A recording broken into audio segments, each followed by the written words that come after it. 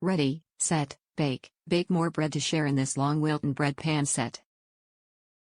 Recipe: right non-stick bakeware combines superior non-stick performance, serving convenience, and elegant design to provide the highest level of baking satisfaction. Convenient, with dimensions permanently stamped into handles, these Wilton cake pans help you make the most out of your favorite foods.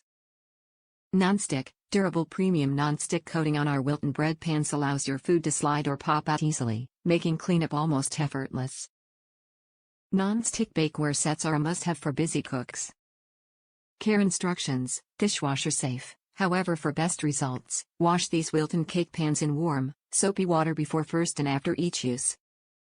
Includes 2 bread pans, dimensions 12 by 4.5 inch. Limited 5-year warranty.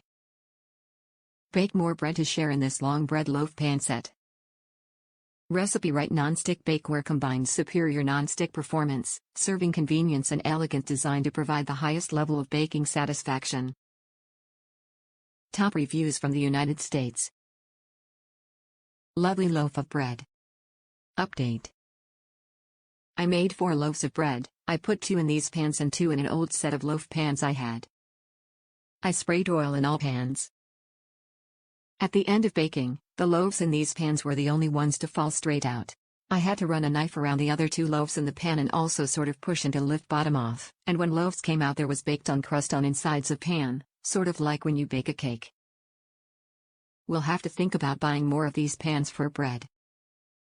I have 2 bread machines and got tired of the loaf shapes, tall for one, horizontal for the other, but just too high, and crusts tend to be a bit hard.